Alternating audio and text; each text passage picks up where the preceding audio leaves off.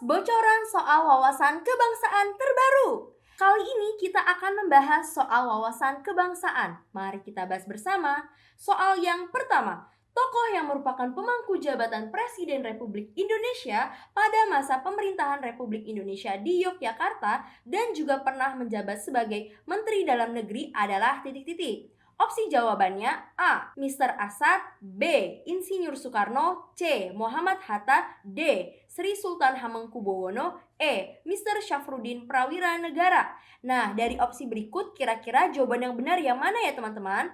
Jadi teman-teman, tokoh yang merupakan pemangku jabatan Presiden Republik Indonesia pada masa pemerintahan Republik Indonesia di Yogyakarta dan juga pernah menjabat sebagai Menteri Dalam Negeri, yaitu adalah Bapak Mr. Asad. Mr. Asad dengan gelar Datuk Mudo merupakan seorang politisi dan pejuang kemerdekaan Indonesia. Beliau merupakan pemangku jabatan Presiden Republik Indonesia pada masa pemerintahan Republik Indonesia di Yogyakarta dengan masa jabatan mulai dari 27 Desember 1949 hingga 15 Agustus 1950. Beliau ditunjuk oleh Insinyur Soekarno karena beliau merupakan ketua KNIP, ditunjuk pada saat Indonesia menjadi Republik Indonesia Serikat.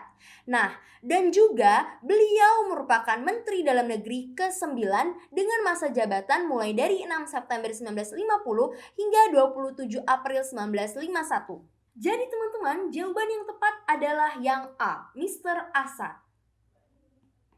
Baiklah, kita lanjut ke soal berikutnya.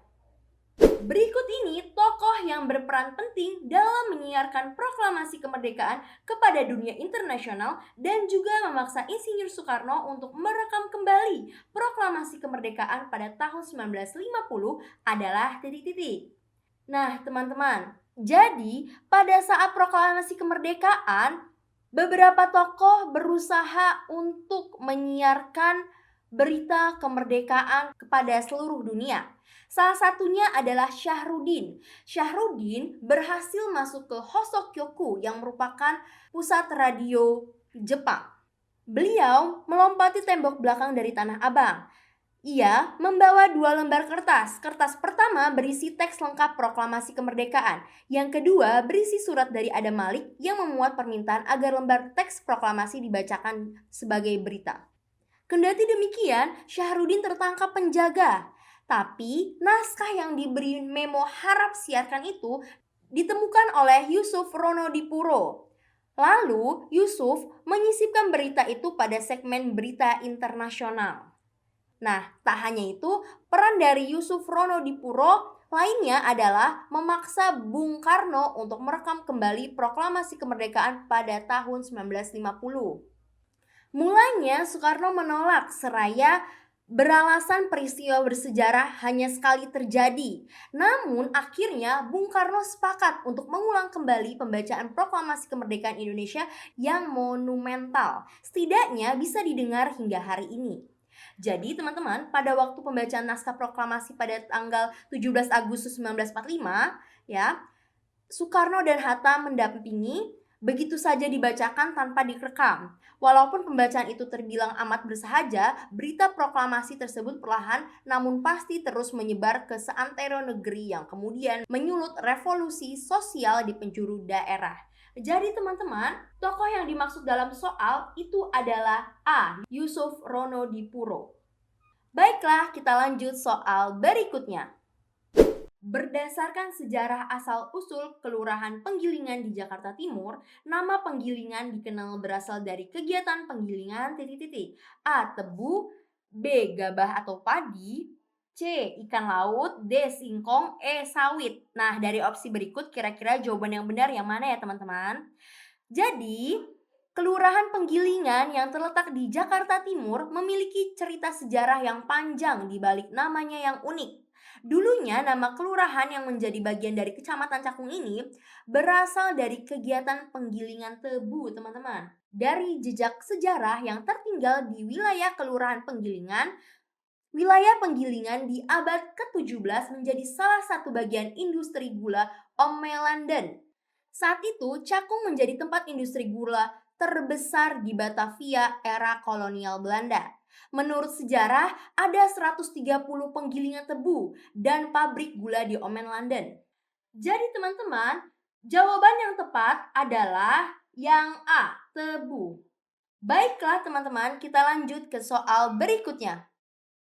Benteng yang diabadikan dalam uang kertas nominal Rp1.000 merupakan benteng yang dibangun VOC pada abad ke-16 dengan tujuan untuk titik-titik. A. Sebagai wadah penimbun rempah-rempah VOC. B. Sebagai upaya pertahanan dalam menghadapi perlawanan masyarakat Banda.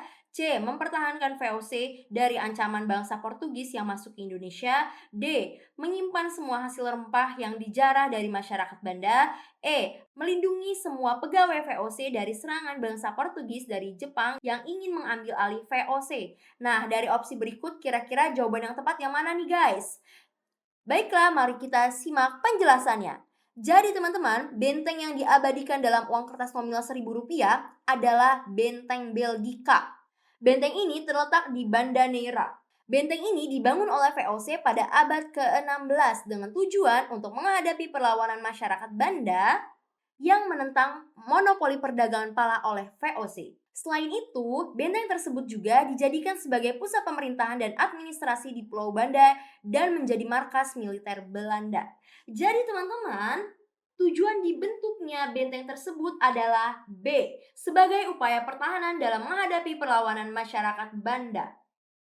Baiklah, kita lanjut ke soal berikutnya. Suatu negara ingin menegakkan keseimbangan antara kepentingan individu dan kepentingan masyarakat. Pemerintah mendorong kerjasama antara berbagai elemen masyarakat dan mendukung kebijakan ekonomi yang menjunjung tinggi nilai-nilai keadilan sosial. Negara tersebut menerapkan ideologi yang sejalan dengan titik-titik. Opsi pilihannya A. Komunisme, B. Sosialisme, C. Pancasila, D. Liberalisme, E. Kapitalisme. Nah, kira-kira dari opsi berikut jawaban yang benar yang mana ya teman-teman? Tulis jawaban kalian di kolom komentar ya. Jangan lupa like, komen, dan subscribe YouTube channel Kelas Bimbel. Untuk info lebih lanjut bisa mengunjungi Instagram Kelas Bimbel. Terima kasih.